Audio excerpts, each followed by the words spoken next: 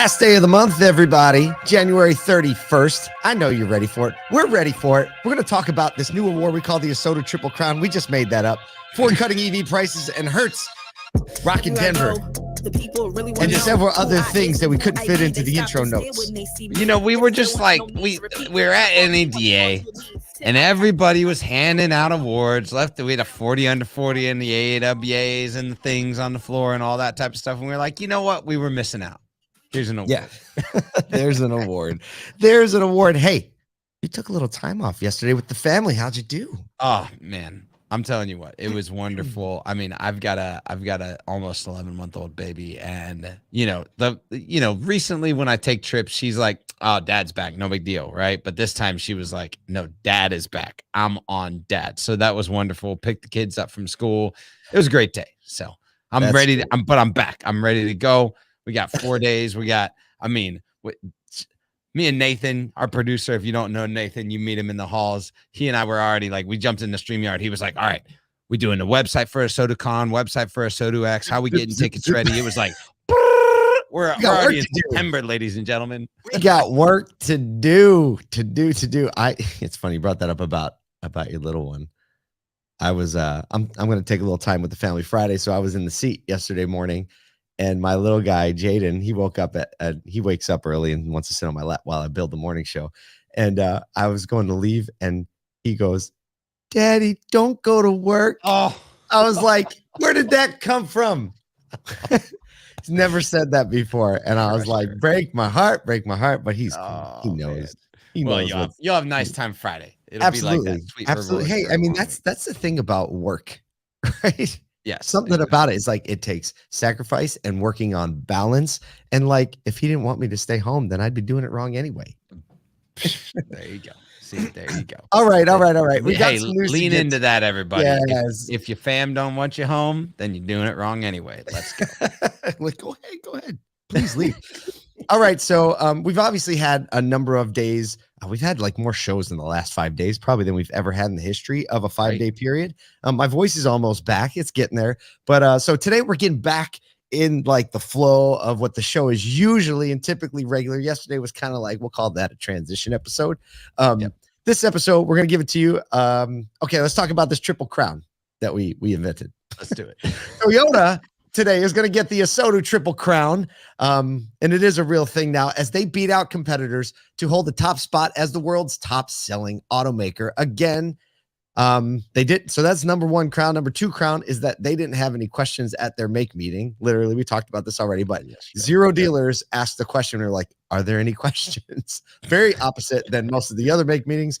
And number three, they're showing everybody what a healthy leadership transition looks like. So let's knock those down. So 10.5 million vehicles sold last year, followed at a distant second by VW with an 8.3. So they really pulled away on that. VW obviously had a few more issues and Toyota just got their stuff together. So can you believe that the 2.2 million, that's some fairly major manufacturers that we talk about. Total inventory. And it was sales going away. Absolutely.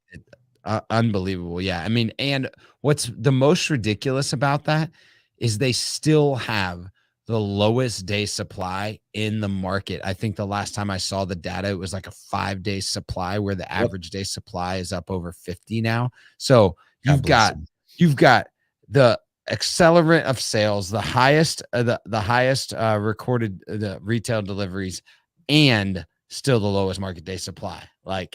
Talk about a thing. God bless him. God bless him. The second crown, like we said, no questions at the make meeting, and we don't have to go to that any longer. But the third crown is longtime CEO, and this happened a few days ago, but we were in the middle of NADA, so we didn't cover it or talk about it. We're going to talk about it now. Longtime CEO Akio Toyoda, Toyoda, for those of you who may be curious. He is 66 years old, and he announced last week he'd be handing the reins to 53-year-old engineer Koji Sato to take over as president and CEO in April, while Mr. Toyoda will become chairman. And he says this: when it comes to digitalization, electrification, and connectivity, I personally feel I belong to the older generation. For me to take a step back is important. So context there, he has been a staunch advocate for a slow rollout of EV technology, saying that he is part of, quote, the silent majority that, things are moving much faster than are practical. And and obviously he's taken a lot of flack for that. He's said openly that he believes that Washington is driving the adoption faster than consumers actually want it. And so I think in the midst of all that, he wisely is stepping back and saying, hey, look, I know that I don't have the popular opinion, realizing that it's probably hindering the company if he's still the CEO and has that position. So they're making some shifts, and man, this just feels like strong, self-aware. Well, extremely self-aware of what the company needs. And engineer is taking over, which is definitely like the lead on whatever is being productized on the other side. And then to continually say, hey, look, but don't forget our roots. And if you look at Honda as a manufacturer and their level of penetration in the hybrid market, you recognize, hey, they might actually know what the market is looking for right now because of what they've been able to sell into the market. So as chairman, he's still going to be extremely influential. Oh, yeah. And I can't wait to see kind of how this new vibe of a little young meets old. And I mean, young as 53, right? But he's all 13 years younger than him. Yeah, exactly. But still, it is self-aware and consistent with the brand's ability to have a long life cycle. And man, kudos. Triple crown, baby. The old Triple Crown, yo. That is a Triple Crown moment if we ever heard one. Just cutting ties with the old, moving into the new. Speaking of cutting things. Stop. Segue. Time. So after Tesla hit the market a couple weeks ago with some substantial price cuts, Ford is following suit, discounting. Oh, I said discounting. Cutting the price as much as $5,600 on its Mach-E electric vehicle. It had raised prices on this vehicle actually 6 months ago, and now is reverse course to maintain market share in the competitive space with an average cut across all the trim levels of about $4,500, which equates to about 6%. The largest cut is $5,900 to the GT extended range trim. And all trims now, except for that GT extended range, fall under the $55,000 price level, which make them eligible for the $7,500 tax credit, which means if you want that GT, it just became $7,500 more expensive in my mind. Isn't that wild? So here's what's crazy is, I was thinking back when I was looking at these discounts, the volume of the discounts, how much on each vehicle. And we ran a story probably a few months ago talking about the average profit margin on a Tesla and the average margin on its competitive EVs. Jeez. And what I know is that the margin was less than the current discount that Ford is offering, or the reduction in price that Ford is putting on these vehicles. So yep. They are so incentivizing this that they are willing to take these vehicles at a loss to move them in the market based on the competitor, based on competitive changes in the market, additional vehicles being offered by other manufacturers and Tesla's price cuts. But they're cutting into their margin so deeply that they're going to lose money as compared to Tesla that still is making money on the loss of margin. Yeah, I mean, Tesla was 3x the profit margin. Right. It was 3 times. So they can cut it out and still have a really healthy profit. So this is a little insight. The extended range feature is something you can add to these Mach-E's, right? Hey, I want the extended range battery. They even cut the price of adding that feature from $8,700 to $7,000. And you have to think there goes the margin in there. There's no way. There's no way there's any margin left on that. Yeah. So Marin, I don't know how to pronounce this name. I apologize if you're listening, but you're probably I'm going to go silent G. Silent G, Jaja. Yeah. But I said the G, but you just didn't hear it. Chief Customer Officer of the Ford Model E division said, we're responding to changes in the marketplace in a briefing with reporters last year, citing eligibility requirements. Yep.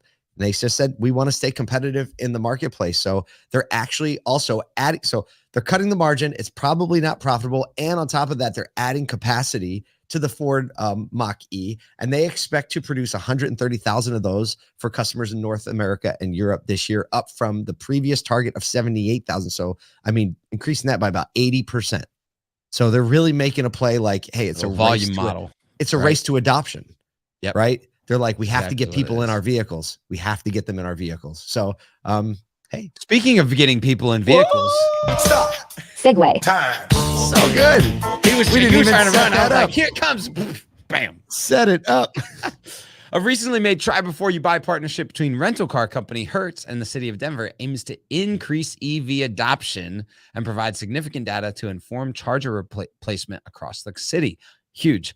Hertz Electrifies is the program and will bring some 5,200 rental EVs to the city as a part of the program that's going to allow residents to live the EV life for several days to see how it fits their lifestyle. Look, this is a partnership that I think we're going to see a lot more cities looking at, because the cities are going to be bearing the weight of infrastructure and wondering whether or not customers are willing to adopt this is a big part of like bearing the weight of that infrastructure, and like from just a like grid production as well as buildings and where we put these things and rezoning potentially, all of that.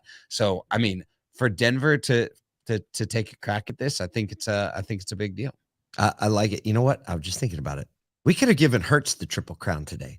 Ah, man. Because this program, well, the program in and of itself is like a Triple Crown, because they're working to do three things: speed up EV adoption, right? And make it more practical. Like, hey, spend a few days in this thing, see what the EV lifestyle. Number two, we're going to use all the data we gather and how people use it and who's even interested in EVs to inform where we put the chargers and help the city put chargers in. They're partnering with BP Pulse to actually install some fast chargers at the airport and some other places. And number three, my very favorite part, they're developing future techs through Denver's youth employment program and providing EV tools and training through a local technical high school, and for students enrolled in the certificate program. And the CEO, Stephen Scher, says these are people later down the line we would want to work for us. So, I mean, that sounds like a company that understands the road, the path, not only to, adoption and like how we're going to take care of these cars once they're adopted. Like, bravo. Somebody's been paying attention. Wow. Somebody's been paying attention. You know what's really ridiculous? That Hertz was on the verge of bankruptcy a year and a half ago. Whoa. Man, that's just resiliency. I mean, that's some car guy mentality right there. Yeah. Right? Not necessarily. And I mean, now I don't know many dealers, with whole cities to figure out EV adoption. Yeah, I don't know any dealers that were on the verge of bankruptcy last year, though. Not a single one. Not a single one. But you're right. You're right. I mean, that just shows the ebb and flow and the resilient companies, right? They take the hits and they say, okay, we're not going to think about what happened in the past. We're going to think about where we're going in the future and how can we position what we're doing to go in that direction. It's a good thing. Look, we know we have 3 automotive stories. If you're new to the show, we usually try to throw a little retail, like non-automotive retail, or a little pop culture. We didn't really have a lot of time to do that today, but we are going to throw one last note in there. Hey, remember Sam's Club? Oh, I do. They're coming back. They're coming back. The company announced that they are going to open 30 clubs this year. Yo, they only put like 1 or 2 in a city anyway. Think about the major cities that they go in and adding 30 new massive facilities that include distribution and did you have one that closed in your area? We did. Nashville was like Sam's Club, Costco is our favorite, right? Yep. But yeah, it's look, brick and mortar ain't dying, y'all. I've always wondered why it's been taking this so long to get them. I mean, you just look at Costco, just go on a Costco and you'll see that it works. It works. Yes. Hey, whatever's going on, you got work to do. You got a month to close. If we can do anything to help you, that's cool. Hey, follow us on LinkedIn at ASOTU. We got a lot of great content in the pipeline from NADA and beyond, and we'll see you on the field.